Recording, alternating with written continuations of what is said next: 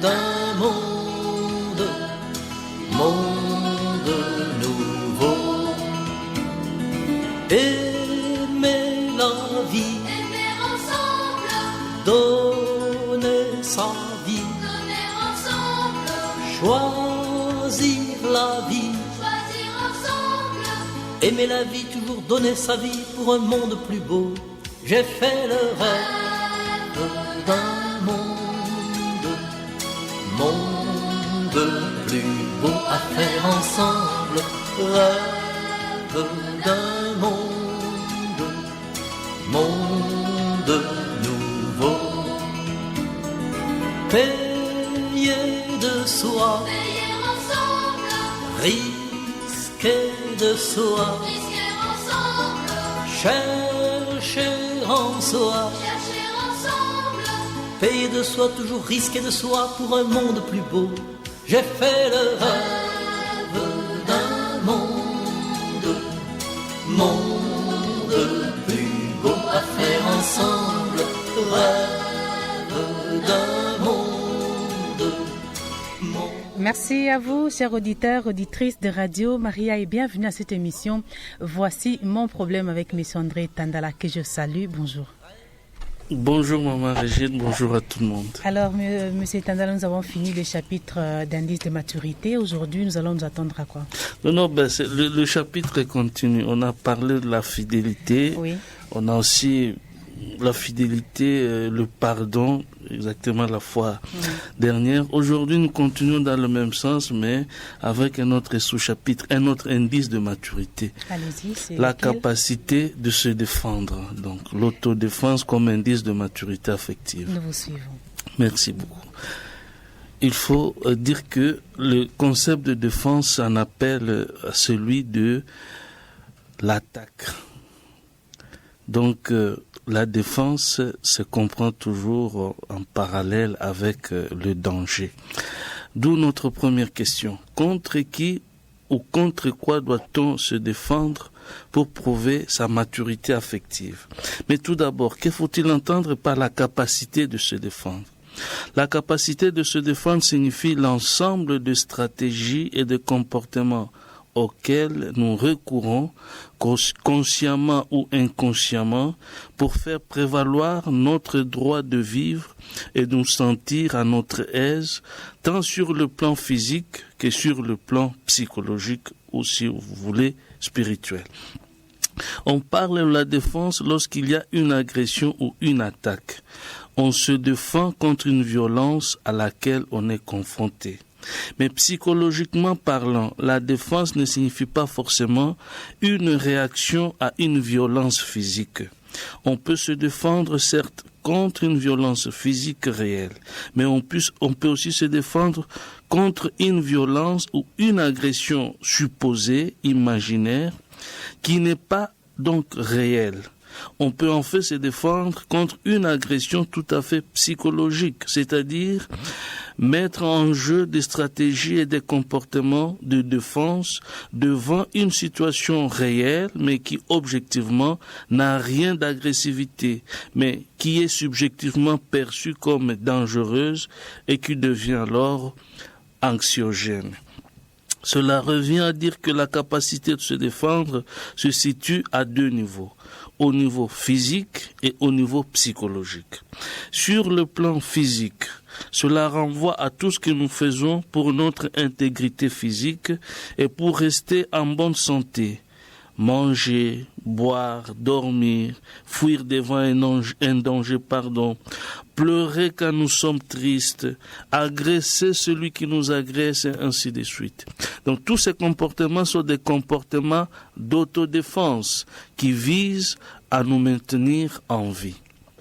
Sur le plan psychologique, cela renvoie à tout ce que nous faisons pour garder notre moi, c'est-à-dire notre monde intérieur, dans la quiétude et maintenir une bonne image de nous-mêmes. Cela comprend par exemple tout ce que nous faisons pour jouir d'une bonne réputation, pour être respectueux, pour être efficace, important, utile pour les autres, être estimé est reconnue, etc. Sur le plan psychologique, la capacité de se défendre signifie aussi l'ensemble de stratégies automatiques et inconscientes dont nous nous servons pour ne pas nous laisser perturber par des événements pénibles, réels ou imaginaires. Il s'agit donc de ce qu'on appelle les mécanismes de défense dont le but est justement de protéger notre monde intérieur des situations traumatisantes. Cela dit, voici alors une question intéressante. Dans quelle mesure notre capacité de nous défendre, tant sur le plan psychologique que physique, contre ce que nous estimons être une situation dangereuse, peut-elle être un indice de maturité affective? En d'autres termes, comment notre manière d'affronter les problèmes ou les difficultés réelles ou supposées peut-elle prouver que nous avons ou pas de la maturité affective? Théoriquement, on peut parler de deux façons différentes de se défendre, même si en réalité les deux sont intimement liés et ne constituent qu'un seul mode d'autodéfense. D'un côté, on peut parler des stratégies ou des comportements conscients d'autodéfense et de l'autre des comportements inconscients d'autodéfense. Le premier sont des moyens que nous choisissons délibérément et consciemment pour résoudre les difficultés que nous rencontrons dans la vie de chaque jour. Les seconds sont des moyens inconscients que nous mettons en jeu pour éloigner de notre conscience les situations psychologiquement pénibles. Par exemple, lorsqu'un voleur s'introduit chez moi, je décide de choisir le moyen le plus adéquat pour le chasser de chez moi. Cela est un comportement conscient de défense. Mais lorsque, pour me consoler de l'infidélité conjugale de mon mari, par exemple, je me dis, tous les hommes sont pareils, tôt ou tard ils finissent par là. D'ailleurs, peut-être que c'est de ma faute qu'il en est arrivé jusque-là. Même si je me le dis comme ça sciemment, cela est un mécanisme de défense inconscient dont le but est de m'éloigner de la tristesse et de la colère que me provoque le comportement de mon mari et de sauvegarder ma relation avec celui qui me persécute, en l'occurrence mon mari. Les comportements d'autodéfense conscients sont réfléchis et voulus, alors que les comportements d'autodéfense inconscients sont automatiques, hors de la portée de notre volonté. Pour toutes ces raisons, le premier, dont les conscients, sont appelés les décisions ou des actes délibérés, alors que les seconds portent le nom de mécanismes de défense, inconscients, automatiques. Aujourd'hui, nous allons nous arrêter sur un aspect du mécanisme conscient, donc une partie. Comment nous défendre de manière mature alors, c'est-à-dire adulte, contre une agressivité ou une situation pénible sur le plan psychologique? Se défendre de manière adulte, ça veut dire quoi? Ça veut dire se comporter de telle manière qu'on sorte intègre d'une situation pénible sur le plan physique ou sur le plan psychologique ou spirituel. On se comporte de telle manière qu'on subisse les moins de dégâts possibles sur le plan physique, psychologique et spirituel. Ou tout au moins, on se comporte de telle manière qu'on sauvegarde ses propres valeurs si on va perdre sur le plan physique ou autre, mais au moins on a sauvegardé ce qui fait le socle de la vie, les valeurs. Cela se comporter de façon mature et donc affectivement mûr. Lorsque notre moi est confronté à une agression, ce qui ne veut pas dire forcément une violence physique, eh bien lorsque notre moi est confronté à une agression, nous pouvons réagir au moins de 3 façons différentes. Nous pouvons réagir par la colère, par la peur ou par la tristesse. Le dégoût, l'indifférence, la méfiance, la moquerie, etc. sont des différents degrés ou des variantes de ces 3 émotions fondamentales. Chacune de ces émotions est donc une réaction de notre moi face à une pression ou une agression à laquelle il est soumis. Tout dépend donc de la nature du danger, du degré de la dangerosité de ce danger donc, mais aussi de notre personnalité à nous. Question. Comment se défendre avec maturité en cas de colère? C'est à cela que nous allons nous limiter aujourd'hui. Comment gérer la colère en quelque sorte? Nous éprouvons la colère lorsque notre moi est confronté à une situation d'injustice ou de manque de respect, soit envers nous-mêmes, soit envers quelqu'un à qui nous nous identifions. Par conséquent, il faut savoir qu'à chaque fois que nous avons de la colère, cela signifie que nous avons besoin de respect et de justice. Nous voulons être valorisés et que nos droits soient respectés. Cela est un besoin légitime pour une bonne image de nous-mêmes, pour notre estime et notre réputation. La colère est donc l'expression d'une volonté de nous protéger sur le plan physique et psychologique en même temps.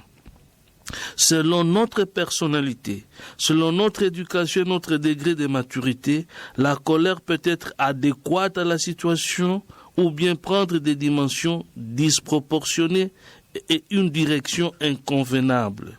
Elle peut être contenue. Dans ce cas, elle peut être exprimée avec mesure et délicatesse. Mais elle peut être aussi fracassante ou impétueuse. Elle peut être dirigée contre l'agresseur ou malheureusement contre soi-même. Lorsqu'elle est dirigée contre l'agresseur, on parle justement de l'agressivité tournée contre l'agresseur. Le sujet agresse son agresseur verbalement ou par des comportements spécifiques. Dans le cas où elle est dirigée contre soi-même, on parle de l'agressivité tournée contre soi-même. Cela arrive par exemple lorsque le sujet se culpabilise lui-même ou bien qu'on pense qu'on n'a pas assez de moyens pour se faire entendre et faire valoir ses droits. Dans nos cultures, par exemple, une femme trahie et maltraitée continuellement par son mari finit par accepter, malgré elle, sa situation et se garde de revendiquer son droit de justice et de respect. Elle peut même aller jusqu'à se culpabiliser à justifier son mari. Si elle n'est pas contrôlée, l'agressivité tournée contre l'agresseur aboutit à des luttes plus ou moins ouvertes, pouvant prendre des dimensions extrêmes de violence, arriver même à des crimes, à des assassinats. Elle peut être aussi, si elle est contrôlée, elle peut être aussi exprimée bien qu'elle soit contrôlée, exprimée avec douceur et malice. Dans un tel cas, l'agressivité ou la colère va prendre en quelque sorte la forme de la moquerie, de la raillerie, de l'indifférence, du mépris, de la médisance, de la diffamation, etc. Une telle agressivité est dite douce ou indirecte. L'agressivité douce ou indirecte, c'est l'agressivité des gens entre guillemets bien éduqués, ceux qui n'agressent pas physiquement les autres, qui sauvegardent bien leurs apparences. Mais si elle est tournée contre soi-même, l'agressivité aboutit souvent à des phénomènes qu'on appelle les phénomènes de somatisation. Cela signifie qu'un conflit psychologique se transforme en un conflit physiologique, tels que la gastrite, la tension artérielle, les troubles des sommeils, les troubles alimentaires, etc., etc. L'agressivité tournée contre soi-même peut être aussi à l'origine des dépendances qu'on appelle des dépendances pathologiques, telles que l'alcoolisme, le tabagisme, l'obsession sexuelle, etc. Tout cela constitue donc des actes d'extrême violence envers soi-même. Toutes ces dérives d'une colère mal gérée relèvent d'une structure de personnalité immature. Agresser son agresseur de façon plus ou moins violente ou s'agresser soi-même est une preuve de manque de maturité affective. Dernière question, s'il vous plaît. Comment peut-on alors réagir avec maturité quand on est victime d'injustice ou de manque de respect? Comment concrètement gérer sa colère? Je ne dis pas qu'il ne faut pas éprouver de la colère face à une injustice ou un manque de respect. Je ne dis pas non plus qu'il faut réprimer la colère, comme si l'on voudrait ignorer une émotion qui peut être légitime d'ailleurs. Bien au contraire. Ne pas s'indigner ou ne pas éprouver de la colère devant une situation d'injustice et de manque de respect peut être un symptôme d'un trouble psychopathologique.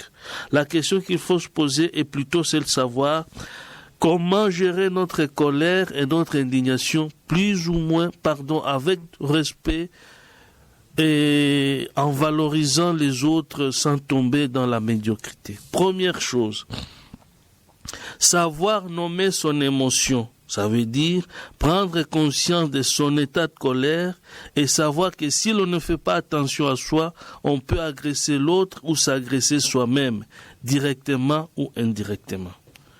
Deuxième chose, prendre conscience du fait que le respect et la justice qu'on me doit n'épuisent pas toute ma valeur. Je vaux plus que cela. Ma valeur ne tient pas seulement à ce qu'on peut dire ou penser de moi, ni à ce qu'on m'a ravi, ce dont on m'a privé. Je vaux plus que cette justice, ce manque de respect dont j'ai besoin, donc qui me fait faire cette émotion de colère. Troisièmement, initier un dialogue. Autant que possible, communiquer à l'autre ce qui se passe, c'est-à-dire décrire son comportement, signifier à l'autre l'émotion que j'éprouve suite à son comportement, et enfin lui dire ce que j'entends de lui pour plus de respect, plus de justice. Savoir donc revendiquer mes droits avec dignité et dans le respect de mes valeurs humaines, chrétiennes et civiques. Quatrièmement, enfin, être prêt à échouer dans ma tentative de faire valoir mes droits. C'est un peu bizarre, mais c'est particulièrement cela qu'on verra bien combien je suis mature. Car mon agresseur peut être une personne psychologiquement déséquilibrée, si bien qu'il refuserait la main que je lui tends et verrait dans ma démarche non violente une marque de faiblesse de ma part et chercherait alors à en profiter pour me blesser et m'exploiter davantage. Ou bien il peut s'agir d'une personne, d'une culture et d'une éducation tellement limitée qu'elle a peur de sortir de son petit monde afin de voir les choses dans le sens de l'autre. Donc je dois être prêt à accepter que ma tentative de réconcilier, de me faire respecter, peut ne pas aboutir. Mais en réalité, si je me comporte de cette façon, je ne fais pas preuve de faiblesse. Par contre, je me montre capable de me défendre avec maturité, s'il le faut, en faisant recours à tous les moyens civiques et judiciaires reconnus par la société. Donc, la gestion de la colère, c'est un peu ce dont nous avons parlé aujourd'hui quant à la capacité de se défendre comme indice de maturité. Donc nous sommes limités essentiellement sur la gestion de la colère comme étant une réaction en quelque sorte entre guillemets normale du fait que notre moi est agressé, notre moi est victime d'injustice et de manque de respect. Savoir gérer sa colère, c'est savoir se défendre avec maturité. Merci.